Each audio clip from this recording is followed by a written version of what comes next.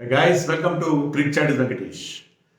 So we are in for a cracker of a contest at Ranchi. రాంచీలో జరగబోయే India England fourth test cracker of a contest ఎందుకంటున్నానంటే కొద్దిగా పన్ slash use చేసే పరిస్థితిలో ఉన్నాను. క్రాక్స్ ఎక్కువగా ఉన్నాయి పిచ్ మీద అని చెప్పి ఇంగ్లాండ్ వాళ్ళు అప్పుడే బెంబేలెత్తున్నారు. ఏంటి అంత ప్లేటీగా ఉంది, అంత క్రాక్స్గా ఉందని చెప్పి ఒలీ పోప్ నిన్న ప్రెస్ మీట్లో అంటే ఈ రోజున బెన్ స్టోక్స్ వాళ్ళ క్యాప్టెన్ చూసి I have never seen such a pitch before, ఇలాంటి పిచ్ ఎప్పుడు చూడలేదు. డ్రెస్సింగ్ రూమ్ నుంచి చూస్తే ఏమో అంత గ్రాస్ ఉన్నట్టు కనిపిస్తుంది, దగ్గర నుంచి చూస్తే డార్క్గా ఉంది, అంత గందరగోళంగా ఉంది, క్లూలెస్గా ఉంది, నాకు ఏం అర్థం కావట్లేదు పిచ్ గురించి అన్నాడు. సో వాళ్ళు ఆల్రెడీ ఒక డిఫెన్స్లో పడిపోయారు.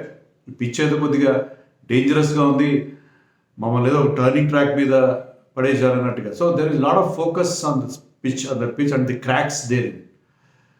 సో ఆ క్రాక్స్ గురించి కాస్త వరీ అవుతున్నారు అందరూ. ఏంటి మ్యాచ్ స్టార్ట్ అవ్వకముందే క్రాక్స్ ఉన్నాయేంటి?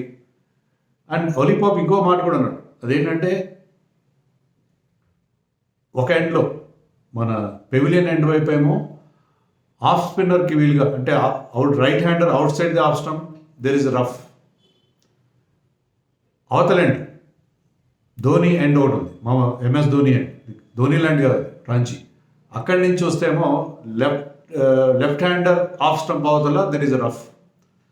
సో అశ్విన్ కోసం ఆల్రెడీ పిచ్ తయారు చేసుకున్నారు అన్నట్టుగా అతను ఇండైరెక్ట్గా హిట్ చేశాడు.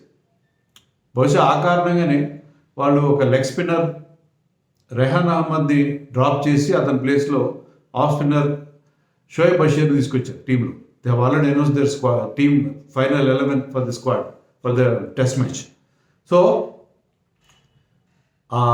Rough areas and cracks they are playing on the minds of English players.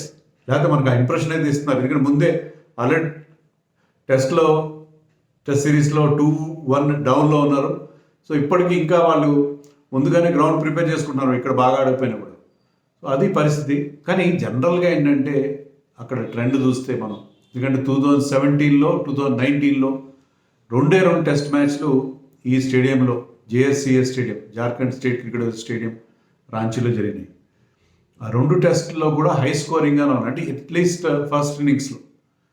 2017లో జరిగిన టెస్ట్ మ్యాచ్లో ఫస్ట్ బ్యాటింగ్ చేసిన వారు ఆస్ట్రేలియా అనుకుంటా. ఆస్ట్రేలియా వాళ్ళు దే స్కోర్డ్ 400 ఎంతో చేశారు.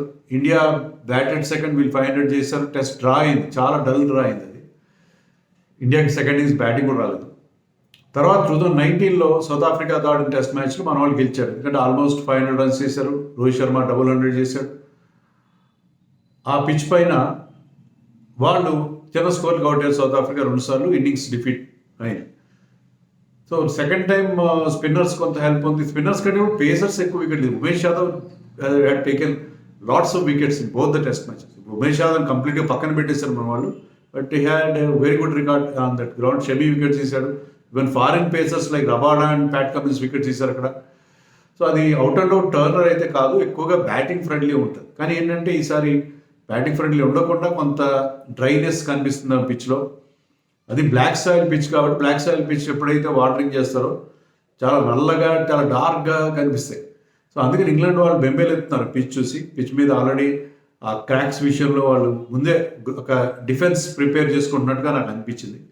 బట్ జనరల్గా ఏంటంటే ఆ పిచ్ మీద స్పిన్నర్స్కి అంత హెల్ప్ ఉంటుంది. కానీ ఇప్పుడు ఏంటంటే కొద్దిగా రఫ్ గురించి మాట్లాడుతున్నారు కాబట్టి టర్న్ దొరికే అవకాశం కనిపిస్తుంది ఫ్రమ్ ది బిగినింగ్. అంటే టాస్ని they tried to put toss out of the equation ఆ రఫ్ ద్వారా. ఎందుకంటే ఇండియా వరుసగా 2 టాస్లు గెలిచింది. ఆ టాస్లు గెలవడం మన 2 విజయాల్లో చాలా కీ రోల్ ప్లే చేసింది. అలాగే ఫస్ట్ టెస్ట్లో ఇంగ్లాండ్ గెలవడానికి కూడా టాస్ చాలా ఇంపార్టెంట్ రోల్ ప్లే చేసింది. ఆ కారణంగా బహుశా ఇక్కడ రఫ్ కొదిలినట్టుగా ఉన్నారు. Outside the off stump on one end, outside the leg stump on the other end. Course అది లెఫ్ట్ హ్యాండర్కి outside the off stump అవుతుంది. సో ఒకటి జడేజా కోసం, ఒకటి అశ్విన్ కోసం పెట్టారా అలా అనిపిస్తుంది. అక్కడ నుంచి వార్తలు చూస్తున్నాం, ఇంగ్లాండ్ వాళ్ళు ఇస్తున్న పిక్చర్ చూస్తుంటే. సో అలా ఉండకపోవచ్చు. స్టార్టింగ్లో కాస్త స్లోగా ఉంటుంది. బ్లాక్ సాయిల్ పిచ్ కాబట్టి స్లో అండ్ లోగా ఉంటుంది, బౌన్స్ ఉంటుంది పెద్దగా. పోను మరింత స్లో అవుతుంది పిచ్. సో స్లో టర్నరే ఉంటుందేమో. స్లో టర్నరే ఉంటుంది, ర్యాంక్ టర్నర్ అయితే కాదు. ర్యాంక్ టర్నర్ అని ఒక ఇంప్రెషన్ కలిగిస్తున్నారు ఇంగ్లీష్ మీడియాని, ఇంగ్లీష్ ప్లేయర్స్. కానీ ర్యాంక్ టర్నర్ ఉండకపోవచ్చు, స్లో టర్నరే ఉంటుంది విత్ సమ్ రఫ్ ఉండే అవకాశం కాదు. తర్వాత వర్షం ప్రమాదం కూడా ఉందండి అక్కడ. అంటే passing shower 3rd and 5th day రోజున పాసింగ్ షవర్స్ ఉంటాయి. కానీ మనం చూసాం కదా, టెస్ట్ మ్యాచ్లు 4 రోజుల్లో అయిపోతున్నాయి. సో వర్షం పడినా సరే మ్యాచ్ ఫలితం మీద దాని ప్రభావం ఉండే పరిస్థితులు, unless it becomes a out and out flat pata wicket అయితే తప్ప. I think this should be little more turn. మనం చూసిన వైజాగ్ అండ్ రాజ్కోట్తో కంపేర్ చేస్తే it will have better turn అని నేను అనుకుంటున్నాను. ఇంకొక గమ్మత్ విషయం చెప్పనా మీకు నేను, అశ్విన్కి పెద్ద గొప్ప రికార్డు లేదు ఇక్కడ. జరిగిన 2 టెస్ట్ మ్యాచ్లు అశ్విన్ ఆడాడు. దాంట్లో 2017లో ఇన్నింగ్స్కి 1 వికెట్ చెప్పిన 2 వికెట్లు వచ్చాయి. 2019లో ఫస్ట్ ఇన్నింగ్స్లో వికెట్లెస్. ఎందుకంటే షమి, ఉమేష్ వికెట్ తీశారు, జడేజా వికెట్ తీశాడు, ఈవెంట్ వికెట్లెస్. రేర్గా చూస్తాం కదా, మన హైదరాబాద్లో కూడా జరిగింది, వికెట్లెస్ సైడ్ 1 ఇన్నింగ్స్లో అశ్విన్, అండ్ సెకండ్ ఇన్నింగ్స్లో 1 వికెట్. సో 2 టెస్ట్ మ్యాచ్లో కలిపి అశ్విన్కి 3 అంటే 3 వికెట్లు. So he will improve his record, లెక్క సరి చేస్తాడు. అందులోనే ఇప్పుడు మొన్న కూడా ఫ్యామిలీ ఇబ్బంది ఉన్నా సరే వచ్చి మ్యాచ్ ఆడతాడు. ఆ మ్యాచ్లో కూడా మళ్ళీ ఈ కేమ్ బ్యాక్, ఇక్కడ కూడా అతను కంటిన్యూ అవుతున్నాడు. సో అశ్విన్ ఖచ్చితంగా ఆ కసి మీద ఉంటాడు. ఎందుకంటే ఈ సిరీస్లో అతని ప్రెజెన్స్ మనకు ఎక్కువ కనబడలేదు, ఎక్కువ వికెట్ రాలేదు. అతని స్ట్రైక్ రేట్ మీద క్వశ్చన్స్ రైజ్ అవుతున్నాయి. సో ఇక్కడ Ashwin will definitely make. Jadeja has a good record. First మ్యాచ్లో వికెట్స్ తీసాడు ఇక్కడ జరిగిన టెస్ట్లో, సెకండ్ టైం వికెట్స్ ఎక్కువ దిగిపోయినా ఒక హాఫ్ సెంచరీ చేశాడు. So Jadeja has good memories. Rohit Sharma will have fond memories. He scored at 100 there. So అది పరిస్థితి. మరి ఇండియన్ టీంలో మార్పులు ఏమైనా ఉంటాయా? మార్పులు తప్పవు కదా. బుమ్రాకి రెస్ట్ ఇచ్చారు. బుమ్రా ప్లేస్లో మరి ఆకాష్ దీప్ ఆడతాడా, ముఖేష్ ఆడతాడా అనేది నేను ఆల్రెడీ ఒక వీడియోలో చెప్పాను. ఆకాష్ దీప్ డెబ్యూ అంటున్నారు, లేకపోతే ముఖేష్ ఆడే అవకాశాలు ఎక్కువ కనిపిస్తున్నాయి as of now. Akash Deep ఆడితే I will feel happy because ఒక న్యూ కమర్. ముఖేష్ అంత ఇంప్రెసివ్గా ఇండియన్ పిచెస్ మీద Mukesh without lot of pace. Akash Deep has good pace, మంచి పేస్ ఉంది అతనికి, బెటర్ హైట్ ఉంది. I think Akash Deep is better choice అని నాకు అనిపిస్తుంది. So Akash Deep might make the debut అయితే బాగుంటుంది అనుకున్నాను. అలాగే నేను ఆల్రెడీ ఒక వీడియోలో చెప్పాను, దేవదత్ పడిక్కల్ డెబ్యూ చేస్తే బాగుంటుంది అని చెప్పి. బట్ మనకి ఇండికేషన్స్ ఏంటంటే లీక్స్ వస్తాయి కదా, దాని ప్రకారం పటీదారే కంటిన్యూ అవుతారు, మరొక అవకాశం ఇస్తున్నట్టుగా అతనికి అనిపిస్తుంది. పడిక్కల్ వస్తే బాగుంటుంది. పడిక్కల్ ఆల్రెడీ పిచ్ దగ్గరికి వెళ్ళి అతను ఈ had a long discussion with Rathod and Dravid అని చెప్పి మనకి ఆ వార్త కూడా వచ్చింది. But we have to wait and see. Patidar continue అవుతారు, పడిక్కల్ వస్తుంది. ఆ 2 మార్పులే ఉంటాయి టీంలో. బుమ్రా ప్లేస్లో ఒక పేసర్ ముఖేష్ ఆర్ / ఆకాష్ దీప్. అలాగే Patidar might continue or he might get replace by Patidar. ఎవరు ఆడతారు చూడండి. ఇంగ్లాండ్ ఆల్రెడీ వాళ్ళ టీం అనౌన్స్ చేస్తారు. ఇంగ్లాండ్ టీంలో surprisingly Anderson has been retain. Anderson 2 test మ్యాచ్లు చాలా ఓవర్లు వేసాడు, అయినా కూడా he's fit enough at the age of 41, playing 3rd test match in a row. 4th కూడా ఆడతారు ఖచ్చితంగా, ఎందుకంటే 4th టెస్ట్ మ్యాచ్లో స్వింగింగ్ కండిషన్స్ ఉంటాయి ధర్మశాలలో. So Anderson is playing this test. Reverse swing ఉండే అవకాశం, రఫ్గా ఉంది కదా, ఎప్పుడైతే స్ట్రిప్ పిచ్ రఫ్గా ఉందో రివర్సింగ్ అయ్యే అవకాశం ఉంటుంది. కాబట్టి ఆండర్సన్ ఇదే continue. And they dropped or rested Mark Wood who did well. ఇక్కడ ఈ పిచ్ మీద అంత పేస్ ఉండదు. బట్ ఓలీ రాబిన్సన్ వస్తున్నాడు. Ollie Robinson good bowler, good batsmen also. వాళ్ళ బ్యాటింగ్ కూడా లెంతెన్ అవుతుంది. So Robinson is coming in for Mark Wood. And ఇంతకుముందు చెప్పినట్టుగా బషీర్ ఫర్ రెహాన్. సో ఈ 2 మార్పులు. బేర్ స్టోన్ కూడా కంటిన్యూ చేశారు. వాళ్ళ కోచ్ ఏం చెప్పాడంటే, మేము అతనికి మరొక అవకాశం ఇద్దాం అనుకుంటున్నామని. సో తీసుకోవడం 100, 102, 103 రన్స్ చేశాడు. ఏమాత్రం ఎఫెక్టివ్గా కనిపించదు, out of form. But we know his ability. On his day he's an X factor kind of player.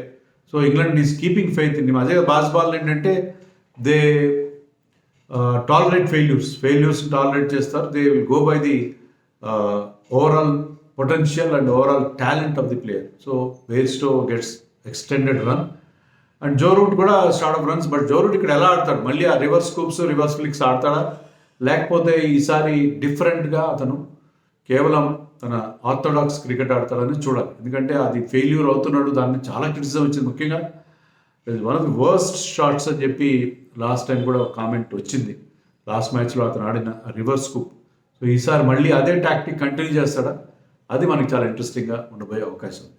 So ఈ మ్యాచ్ చాలా చాలా ఇంట్రెస్టింగ్గా ఉంటుంది. ఖచ్చితంగా 4 స్పిన్నర్స్ ఆడే అవకాశం లేదు ఇండియాలో. సో జార్ఖండ్లో ఏం గెలవబోతుంది, ధోనీస్ ల్యాండ్లో ఎవరు గెలవబోతున్నారు? ఇక్కడ గెలిస్తే ఇండియా సిరీస్ గెలుస్తుంది, లేకపోతే ఈ సిరీస్ ధర్మశాలలో ఒక బ్రహ్మాండమైన ఫినిష్ ఉంటుంది. సో ఈ మ్యాచ్లో రిజల్ట్ వస్తున్న విషయంలో నాకు ఎలాంటి సందేహంలో, వర్షం వచ్చినా సరే సో గెలిస్తే కూడా ఇంట్రెస్టింగ్ ఉంటుంది సిరీస్. ఎందుకంటే ఇలాంటి సిరీస్లు జరగాలి, పోటాపోటీ సిరీస్లు మనం చూడాలి. ఇంగ్లాండ్ గెలిచినా కూడా I will not have so many complaints. India గెలవాలని కోరుకుంటాం 90%, కానీ ఇంగ్లాండ్ గెలిచినా కూడా సిరీస్ విల్ బి అలైవ్. ధర్మశాలలో మనకు పెద్ద టెస్ట్ ఆన్ ఇంగ్లీష్ కండిషన్స్లో మనం వాళ్ళని ఓడించగలమా లేదు. ఎందుకంటే మనం WTC ఫైనల్కి వెళ్ళినా కూడా we have to play the final in English conditions and tough conditions. So అది కూడా సిరీస్ ఫైనల్ కూడా మనకు ఒక డ్రెస్ రిహార్సల్ లాగా అవుతుంది. సో అలా పాజిటివ్గా చూద్దాం. బట్ టాస్ చాలా కీ రోల్ ప్లే చేస్తుంది. టాస్ ఇక్కడ కూడా ఫస్ట్ బ్యాటింగ్ చేసిన టీమ్స్ ఎవ్వి కూడా 2 సార్లు కూడా 400 కంటే తక్కువ రన్స్ చేయలేదు. సో ఆల్మోస్ట్ 500 రన్స్ చేస్తారు ఫస్ట్ బ్యాటింగ్ చేసిన వాళ్ళు ఎవరైనా సరే. పోను క్రాక్స్ వల్ల కానీ ఆ రఫ్ వల్ల కానీ playing 4th innings on this ground can be a night Meyer on this pitch. So toss మరొకసారి కీ రోల్ ప్లే చేస్తుంది. రేపు పొద్దున మరీ రోహిత్ టాస్ గెలవాలని కోరుకుందాం.